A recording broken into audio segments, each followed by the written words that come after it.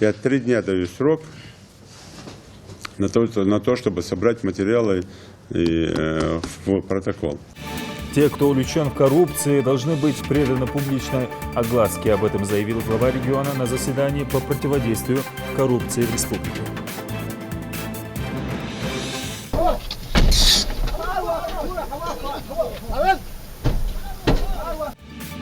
Герой нашего времени. Видео с регистратора с кадрами спасения людей из горящей машины облетело весь мир. Пока пользователи соцсетей восхищаются подвигом Миссы Газдиева, сам герой принимает награды. Сейчас мы видим, что ваша республика развивается. Конечно же, это заслуга всего ингушского народа. Дружеский визит муфти Крыма побывал в Ингушетии и познакомился с историей края. Очень много врачей-свидетелей, и есть записи, где вы говорите, Новые подробности запутанной истории. Продолжается расследование по факту избиения ребенка в детском саду. Что на самом деле произошло с мальчиком? Этап сложный. Оказание первой медпомощи и полоса препятствий. Ребята из Ингушетии успешно прошли испытания школы безопасности и празднуют победу.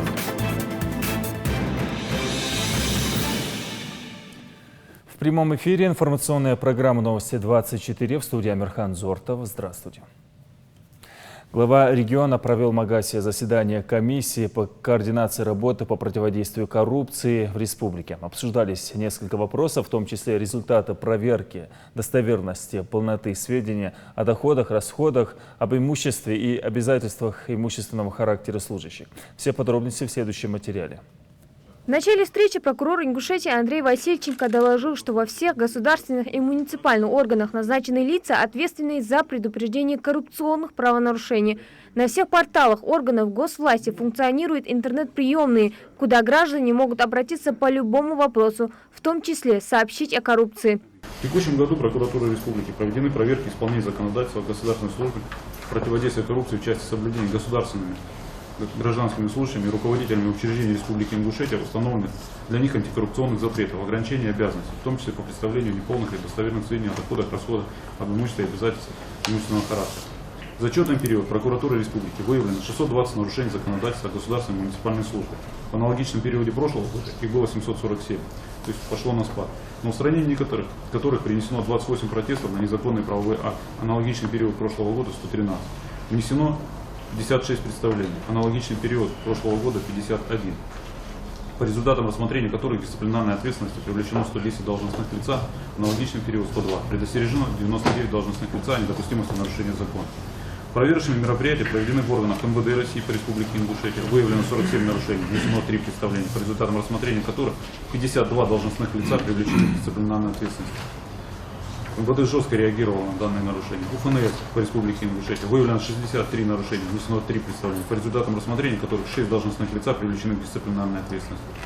Он также предложил в целях повышения эффективности работы усовершенствовать систему расстановки и подбора кадров. Глава Ингушетии подчеркнул о необходимости системной работы по противодействию коррупции, а также тесного взаимодействия в сфере антикоррупционной деятельности между всеми структурами власти. По мнению Юнусбека Евкурова, те, кто был увлечен в коррупции, должны быть преданы публичной огласке. Сделать очень серьезный протокол.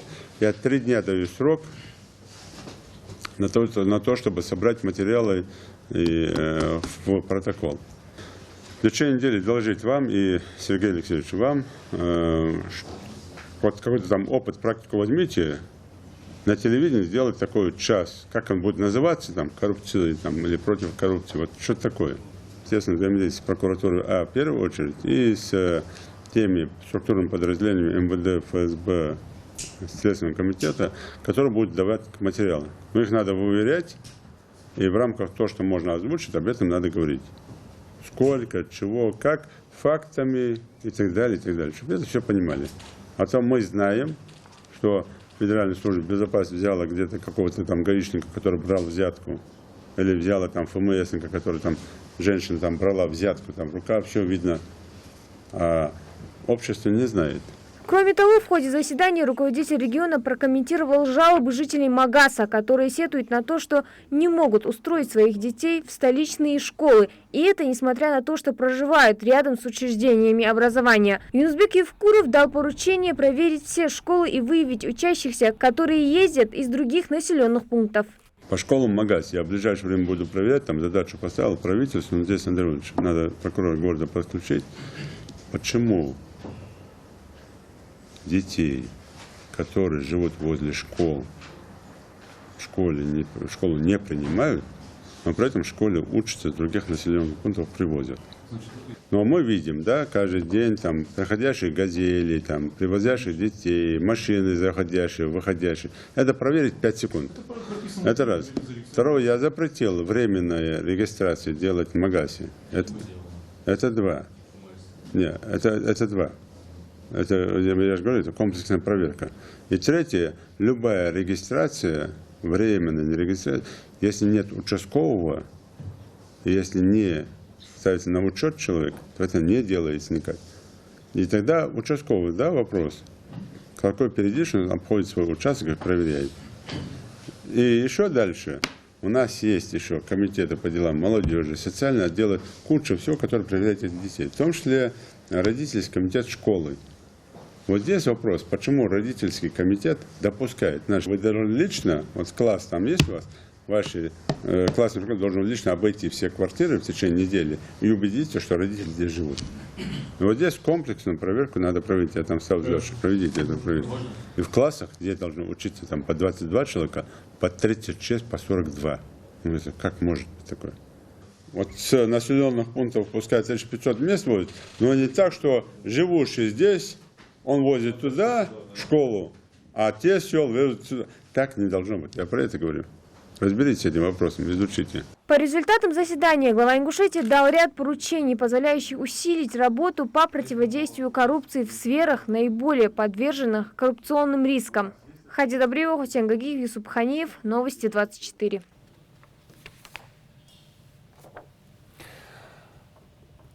Порой слова приходят неожиданно, как, например, случилось и с Исой Газдиевым. Мужчина, спасший водителя «Волги», попавший в ДТП, стал известен на весь мир. И тут я не преувеличиваю. Этот случай обсуждают даже на Западе.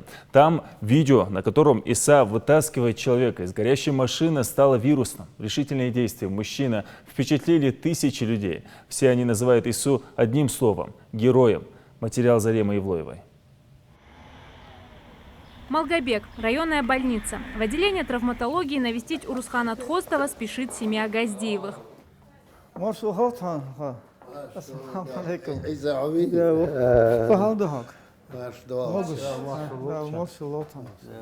Крепкие объятия, словно встретились старые друзья.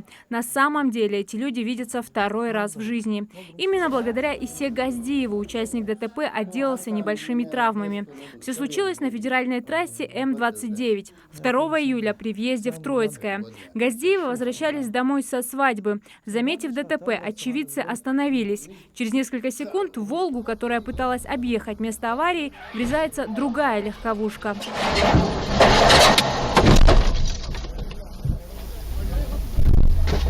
Очевидцы бросились на помощь, машина загорелась, двери «Волги» заклинило намертво. Пока одни зеваки снимали происшествие на телефон, 57-летний мужчина с легкостью выбил стекла и вместе с сыном и племянником вытащил пострадавших из обеих машин.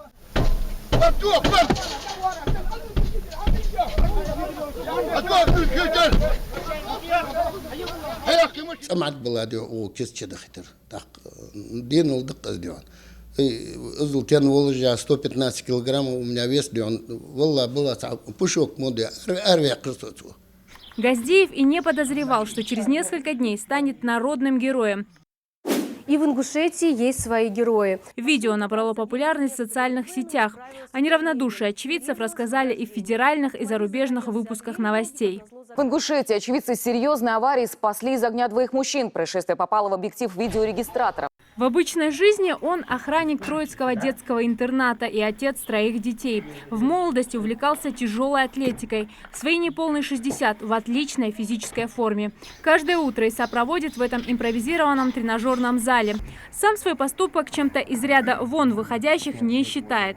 Говорит, что так на его месте поступил бы каждый. Я думал только вот как быстрее спасти, как быстрее вытащить их с машины. О смерти, ни о чем я уже никаком мне в мозгах не было думать, чтобы. Я сам думал, что, как бы спасти, пока они не сгорели. Впрочем, это далеко не первый подвиг из его биографии. Впервые он вытащил людей из искореженной машины в 79-м, за день до отправки в армию. Еще через 15 лет вывел семью из горящего дома. Для супруги Исы Газдиева, которая в браке с ним более 20 лет, такая реакция мужа вполне обыденна. Жили раньше в Тюмени, и как бы он спас 2 малышей и старушку. Ну, ожидал от него, когда даже старший говорил сын, если бы мы не спасли бы их, то я бы посчитал бы, что как будто я виноват в этом. Особенно горды за геройский поступок Газдиева односельчане. В сельской администрации по этому поводу собрались местные депутаты и старейшины. Чествуют сегодня друга, как и положено, с подарками и грамотами. Вот Исе Всевышний дал такой случай проявиться и показать, кто такие настоящие ингуши. Кто такие настоящие мужчины. И я считаю, главное в этом, то, что мы сегодня озвучиваем, да, это пример для подрастающего поколения. Пример для тех, которые вытаскивают сразу как гаджеты, маджеты, айфоны, проайфоны и снимают, как люди умирают, делают аварии. Нет, а здесь нет, здесь не задумывался человек. Ни о своей жизни, ни о чем. Своих сыновей отважный герой старается воспитывать в духе патриотизма, старший из которых, кстати, спасатель по профессии. Жизнь учит тому, что мало оказаться в ситуации, когда необходимо совершить подвиг. Нужно работать над собой ежедневно, ведь иногда решающую роль играют секунды. Зарема Ивлоева, Рамазан Миржоев, Новости 24. Подвиг Исы Газдиева не остался незамеченным. Главой Ингушетии Юнусбек Евкуров принял героя у себя в кабинете и поблагодарил его за проявленное мужество и помощь пострадавшим, ведь любой человек на его месте мог растеряться.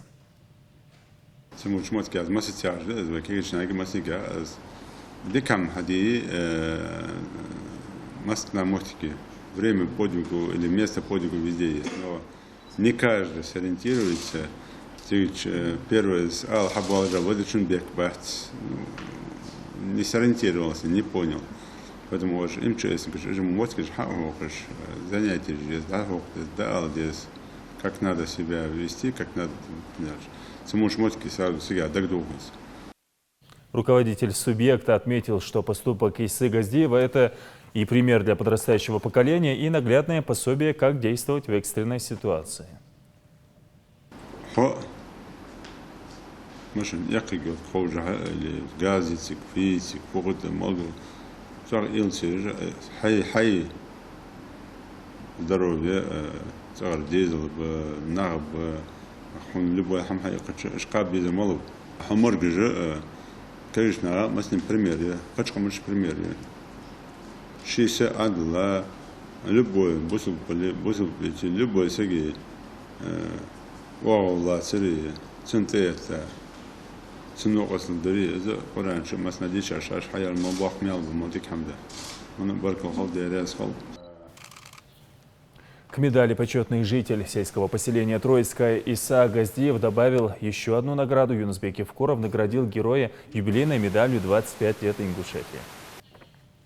Свою заслуженную награду в честь празднования четвертьвекового юбилея республики получили работники спортивной сферы. Торжественная церемония награждения прошла в региональном министерстве спорта.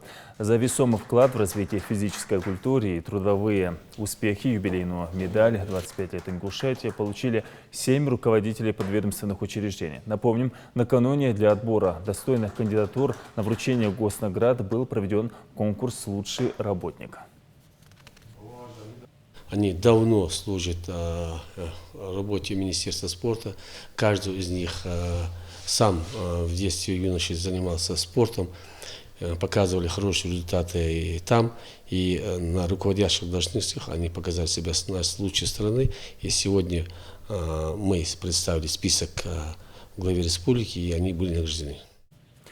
Поздравляли и работников медицинской сферы. 20 специалистов, которые посвятили себя врачебному делу, отмечены грамотами главы региона и юбилейными медалями. В списке награждаемых люди с внушительным опытом. К примеру, участковый врач-фтизиатр Назрановского диспансерного отделения отдал делу жизни 60 лет. Не забыли также и о молодых специалистах. Министр здравоохранения Мария Арапханова поблагодарила коллег за многолетний и добросовестный труд.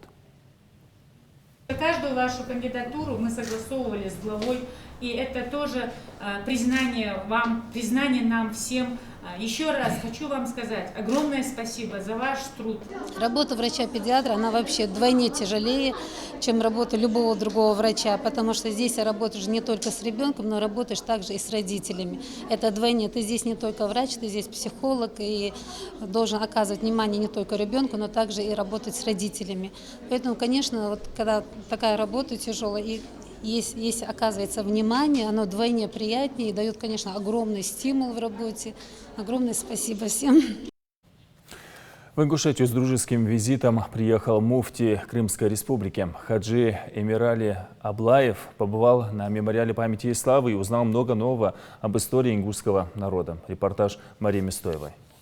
Муфти Республики Крым объезжает все регионы Северного Кавказа. По плану в этот раз Хаджи Эмирали Аблаев должен был посетить религиозные общины Ставропольского края и Дагестана. Но узнав, что Ингушетия всего несколько дней назад отпраздновала свой 25-летний юбилей, религиозный лидер Крыма просто не мог не приехать в наш регион. Для муфти организовали экскурсию по мемориалу памяти и славы. Ингуши одни из первых приняли подданство Российской империи. Это происходило в тяжелые времена, как для как раз и народов, живущих на Кавказе. Дикая дивизия, идущая в атаку последние минуты жизни защитника Брестской крепости Барханоева. Вагон-теплушка, который увозил наш народ в далекие степи Казахстана. Памятники и монументы мемориала не оставили равнодушными гостей. Особенно, конечно же, впечатлил делегацию вагон, в котором депортировали ингушей в 1944-м. И 9 башен скреплены одной цепью истории и трагедии. Хаджи Эмирали Аблаев отметил, что восхищен силой ингушского народа и стойкостью, которая позволила нам, как и татарскому народу, вернуться на родину, вернуться и возродить свою республику.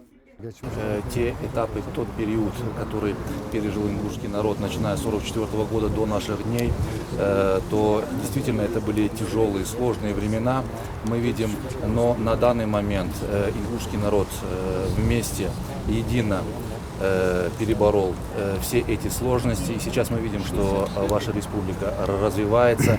Конечно же, это заслуга всего ингушского народа, дальнейших успехов в работе объединения народа, главе республики, духовным лидерам нации, которые приложили немало усилий для объединения и того прогресса, который на данный момент мы наблюдаем. Самое большое счастье на земле, когда Всевышний дарует человеку возможность служить во благо народа. Поэтому успехов и дальнейших процветаний, единства на пути развития. А приехали гости по приглашению директора Центра развития духовной культуры НУР Магомедбашира Албагачиева, который считает, что такие визиты скрепляют дружбу не только внутри Умы, но и способствуют плодотворному сотрудничеству двух регионов. Это, конечно, очень важное мероприятие, так как это укрепляет дружбу народов, укрепляет наши связи.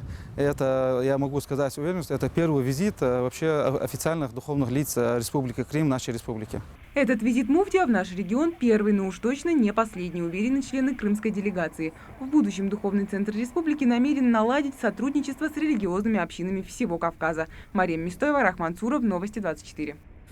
Формирование списков, прием необходимых документов, а также размещение паломников в гостиницах Мекки и Медины. В Ингушетии активно готовится к хаджу 2017. В эти дни в Республиканском комитете по хаджу проводят вакцинацию верующих, которые посетят в этом году святые места. Слово Фериде Миржоевой.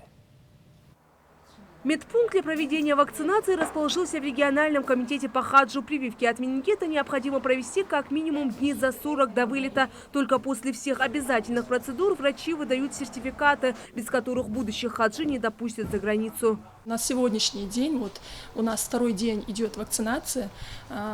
Вакцинацию прошли 103 человека. Есть, противопоказания которым нельзя делать эту вакцинацию, у которых, например, в момент вакцинации простудные заболевания, например, хронические заболевания, как онкология, сахарный диабет, такие, как у них медотвод.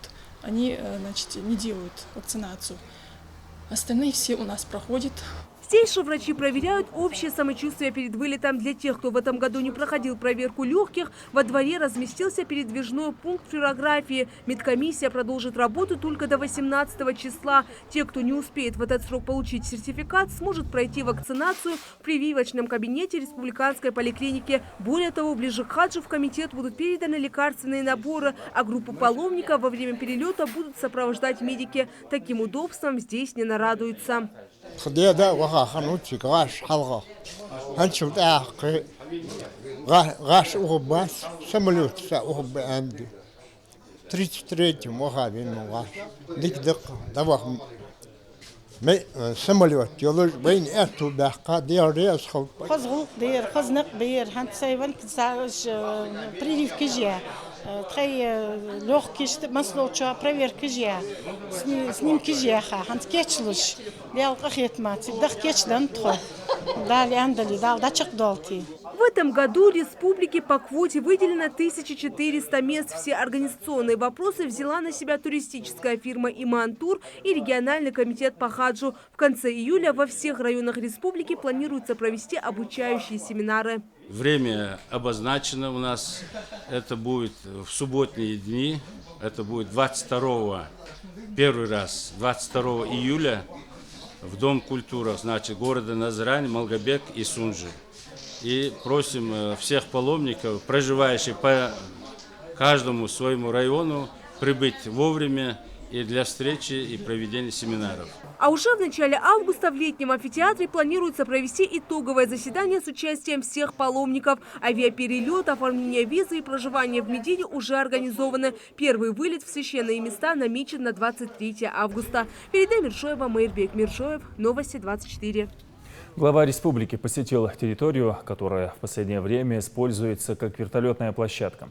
В этом обходе к руководителю региона присоединились сенатор Билан Хамчиев, мэр города Беслан Сычуев и представитель пограничного управления. Юнусбек Евкоров определил 2 участка для 2 вертолетных площадок и поручил их соответствующе подготовить. Также ряд поручений касался парковой зоны близ башни Согласия и этнопарка.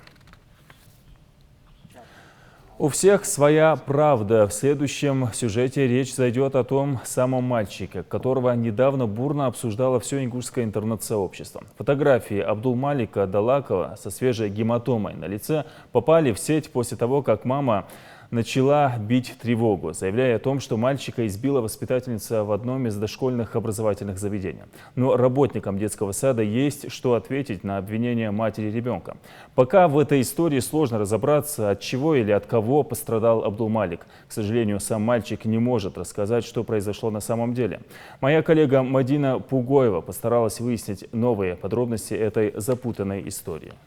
Эти кадры, снятые на камеру мобильного телефона, всколыхнули просторы интернета буквально за пару часов. 2-летний Абдулмалик Далаков покрыт синяками и ссадинами, а на лице виднеется обширная гематома. В описании к видео авторы пишут: воспитательница избила ребенка и уложила спать. Сейчас он с мамой в больнице. После этой публикации в адрес работников детского сада обрушились десятки негативных комментариев. Кто-то обвиняет в случившемся няню, другие уверены, что мать мальчика лукавит, а третьи и вовсе успели попробовать себя в роли судебного эксперта. Руки надо ломать, которые на детей замахиваются. Ну невозможно просто так вот избить ребенка в садике. Я просто не могу поверить. Там мои 2 дочки. Одна в той же группе, где и тот мальчик был. Там очень порядочные женщины и завидующие тоже. Никогда не позволят такого.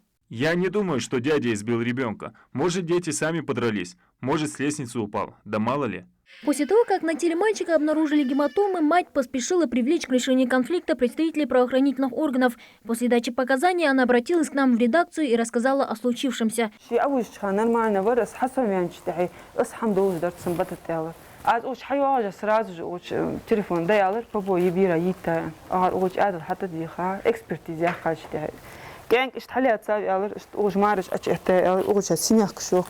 ومنتي سيلخم بشجوي وقت اللي تتوجه اشتحليات سليات حمتي خاي قالت كأنك سوق حياة تجي تليفون نخ أختجبه دت أصحامي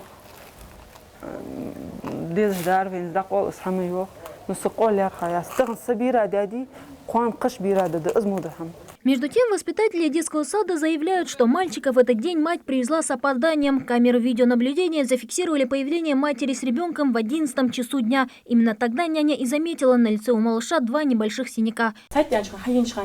Она нам сказала: позвоните мне.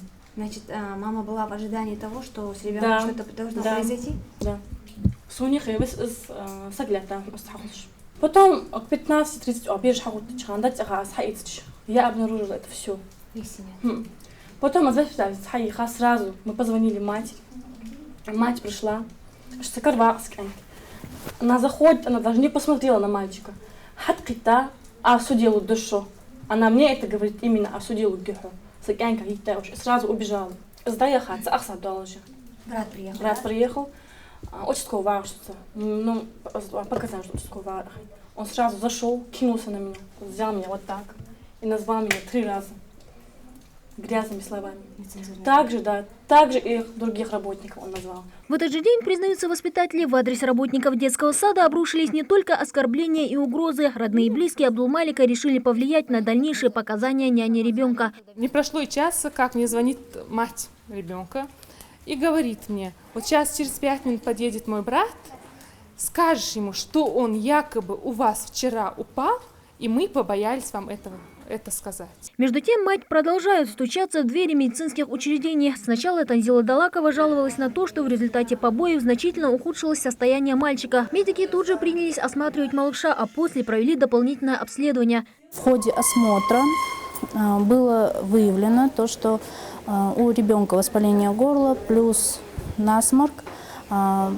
Аускультативно в легких, жесткого дыхания не было, были проводные непостоянные хрипы. Матери выписали лекарства и посоветовали обратиться к участковому педиатру и неврологу, чтобы и дальше следить за состоянием малыша. Однако на этом визиты взволнованных родителей к медикам не прекратились. Чуть позже Танзила обратилась за помощью в ИРКБ, сославшись на то, что Абдулмалик периодически теряет сознание. Врачи повторно провели обследование и диагностику. Я не могу утверждать, но я у нее спрашиваю. Она говорит, он у меня отключился. Я говорю, когда? Она говорит, 4 утра. Я говорю, а как? Я говорю, он у вас не спит в это время? Да, спит, просто я его разбудить не могла. Сделали компьютерную томографию. Томография исключила наличие каких-то очагов ушиба или кровоизлияний в мозг и в череп. Сделали кардиограмму, сделали УЗИ органов брюшной полости, и никаких отклонений мы не нашли. И занимался я им где-то до 5 часов вечера приблизительно. За это время ни рвоты, ни потери сознания, никаких либо отклонений в плане неврологического статуса я у него не видел. После того, как в ситуацию вмешалась уполномоченная по правам ребенка, начали всплывать и другие подробности этой запутанной истории. Очевидцы произошедшего утверждают, что мать мальчика пыталась придать этой истории больший резонанс, что в свою очередь Танзила Далакова полностью отрицает. Ему сделали укол, да? Вы просили именно фотографии в том виде, как ребенок лежит без сознания. Может, ты сейчас не помнишь? Нет, я тебя 100% знаю, я смешал. Там просто очень много врачей-свидетелей, и есть записи, где вы говорите. Более того, показания матери в беседе с инспекторами по делам несовершеннолетних и уполномоченной по правам ребенка начали меняться. Если в самом начале она обвинила воспитательницу в жестоком избиении мальчика, то сейчас вполне допускает и другие версии случившегося. Почему вы так уверены в том, что именно избили ребенка? То есть не упал? Нет, почему изначально вы, когда в садик пришли, вы сразу сказали, что ну, я غرفت аз مشتاق اتخاذ المشتت از نو عديات زياد دقسنس وندير دي عديات زياد قاس смысл изоож ян قاسين доож. Ну почему вы так уверены, что? Потому что асин вариант именно асхитрцу. В этот злополучный день, после того, как Танзила Далакова отдала в садик мальчика, она, по ее же словам, стала свидетельницей того, как воспитательница на повышенных тонах разговаривает с ее второй девочкой. Обеспокоенная мать провела у ворот дошкольного учреждения около 5 минут, а после села в машину и уехала на работу. Это, уверена уполномоченная по правам ребенка, вторая ошибка молодой матери. Впрочем, кто действительно виноват, станет ясно очень скоро. Результаты судебной экспертизы и другие подробности этого громкого дела будут оглашены сразу после окончания следствия. Мадина Пугоева, Хаваш Гойгов, Гапур Чахкиев, Новости 24. Спасение заблудившихся людей, оказание первой медпомощи, полоса препятствий – все эти испытания пришлось пройти участникам соревнований «Школа безопасности-2017».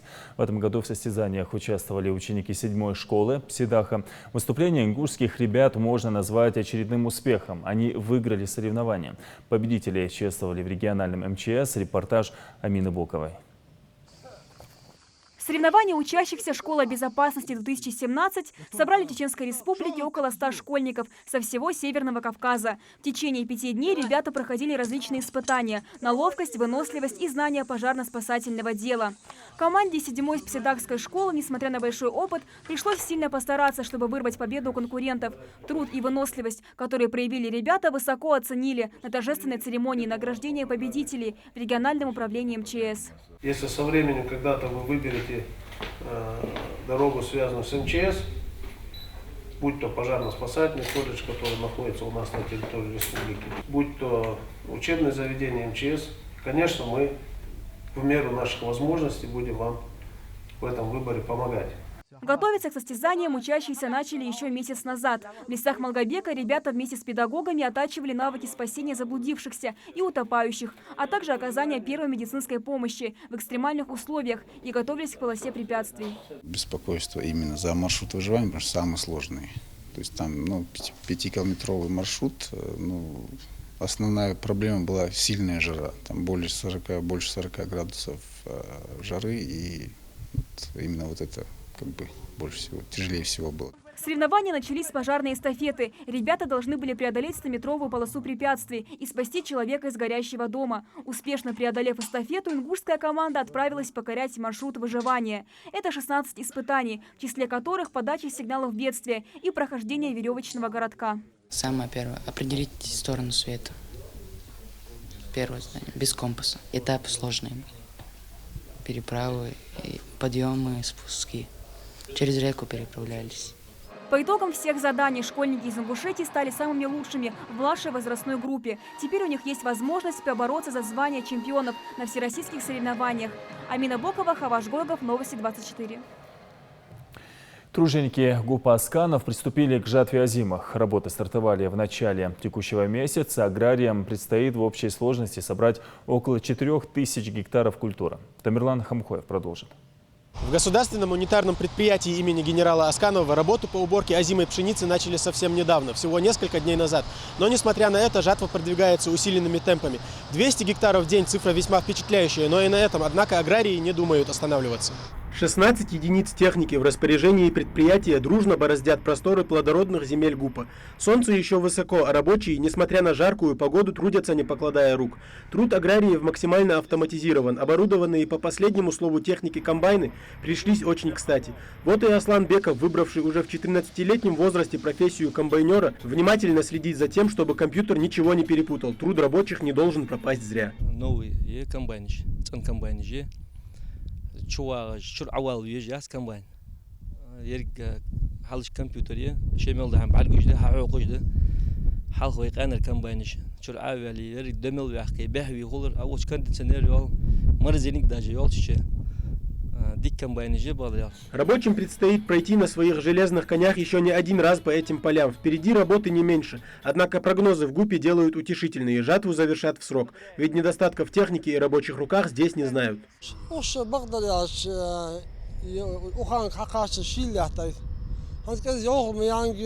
Моментом организован арлиха уборку а то погод потис до потери урожая. Земельный фонд ГУПа несколько десятков тысяч гектаров сельхозугодий. От того, насколько ответственно каждый из трудящихся подходит к своей работе, зависит весь успех уборочной и посевной кампании, говорят аграрии. Тогда хороший урожай обеспечен. Сейчас у нас самый ответственный период, вообще-то в нашей работе. У нас под озимыми занято 4000 гектаров, озимыми занята эта пшеница. С учетом того, что это очень большой клин, у нас достаточно сил и средств убрать его. Впереди, по прогнозам синоптиков, аграриев ожидают еще солнечные дни. Самая благоприятная погода, чтобы собрать хороший урожай. А оценивать свою работу сами труженики будут уже после, когда с поля будет убран последний золотой колос. Тамерлан Хамхоев, Рахман Цуров, Новости 24. Целый спектр медуслуг предлагает своим пациентам открывшийся в Назране новый корпус многопрофильной клиники Академии здоровья. Медицинское заведение оснащено по последнему слову техники, качество работы гарантировано и знаниями квалифицированных специалистов, многие из которых приглашены из Москвы. О преимуществах нового центра расскажет Мария Мистоева. Первое, чем может похвастаться новый корпус Академии здоровья – отделение лучевой диагностики. Здесь установлено самое современное и высокотехнологическое оборудование. Но новое оборудование не столь значимо, если на нем не работают квалифицированные специалисты. Константин Уваров приехал в регион 3 месяца назад. Ранее он работал в московских клиниках. За этот короткий срок врач-рентгенолог научил всем тонкостям работы своих ингушских коллег. Сейчас рентген-лаборанты сами работают, вникают в новые методики, могут сами проводить исследования, выполнять все свои обязанности на высоком уровне. Почти каждую неделю в Академию здоровья приезжают врачи из разных регионов страны, но чаще это все же столичные специалисты разных профилей. Здесь они проводят приемы и делятся опытом с местными докторами. О качестве проводимой в клинике диагностики и лечения знают и в других регионах. Теперь сюда приезжают пациенты из соседних республик. Очень хороший кабинет физио. Наверное, в принципе, один из лучших, наверное, кабинетов в нашем регионе. К нам приезжают на лечение больные из других регионов. Сейчас это очень активно. Поначалу не так было много, но сейчас очень много с Чеченской республики. Спортсмены приезжают активно на восстановление. Хирургическое отделение может похвастаться лучшим оборудованием и специалистами и первым круглосуточным стационаром. В каждой палате есть плазменный телевизор, хорошая мебель и свой санузел. Частная медицина, она как бы в помощь государственной медицине. Здесь есть возможности и, допустим, получить реабилитацию после каких-то острых заболеваний, которые они в стационаре лечатся в государственных учреждениях. Возможность есть лечение и оперативное лечение в хирургическом отделении, и соматическое лечение в терапевтическом отделении в более комфортабельных условиях. Ну а если врач клиники сомневается в поставленном диагнозе или ему необходим совет коллег из других клиник и регионов, то просто можно обратиться к ним по видеосвязи. В режиме реального времени в отделении телемедицины есть возможность связаться с любым медучреждением. Более того, пациент, вышедший в скайп, может получить удаленную диагностику. Оно может быть использовано как для проведения форумов подготовки, конференции, обучения медицинского персонала. Сейчас много нормативных актов, принятых Минздравом России, где разрешается и рекомендуется проведение дистанционного обучения персонала. Циклы можно здесь проводить в режиме онлайн дистанционно. А устранить дефекты во внешности, сделать кожу здоровой и сияющей, подчеркнуть высокие модельные скулы, избавиться от возрастных изменений поможет квалифицированный врач-косметолог. Ева Газгиреева имеет 6-летний опыт работы в различных московских клиниках. Делает все, кроме увеличения губ, признается косметолог. Иногда у врачей этого отделения не бывает даже времени на обед. Принимает врач-дерматолог, врач-косметолог, также иногородние врачи, это врач-гинеколог, аллерголог, также детский невролог. Это у нас в отделении врач по коррекции тела. Цены в Академии здоровья не выше, чем в других частных клиниках. Более того, на определенные услуги действуют скидки. Ну а на первом этаже медучреждения расположилась большая столовая. Готовит для посетителей здесь приглашенный шеф-повар. Также на первом этаже есть ортопедический салон, в котором можно приобрести как полиуретановые бинты, так и бандажи, костыли, корректоры осанки и солевые лампы. Мария Мистоева, Хаваш Гойгов, Новости 24. День рождения у Стаса Кунта Хаджи Кишиева и 170-ю годовщину добровольного принятия ислама ингушами в республике отметят памятным мероприятием 15 июля в 10 часов утра на территории мемориального кладбища Уазут-Кашмаш соберутся старейшины, молодежи и представители общественных организаций. На большое религиозное мероприятие также приглашены и почетные гости из соседних регионов. Планируется совершение зикра и раздачи сагам. Принять участие в акции может любой желающий. استفساد آخر كحاجة محكر بوصل نخ تبيه جمعتك أزمتك عيرينا الطالج أزمتك دال مغلح بيدي عن تجنح حقول بلجة сагдалар худдулж что белгул дахкады окол мягкош ди хырдык сумехти бул ваши зиртер ваши ди ваши вайл диканс ди дуъдер ваши ди баргор моттигилж моттик хугих кыйдалмола. Я на этом с вами прощаюсь. Всего доброго.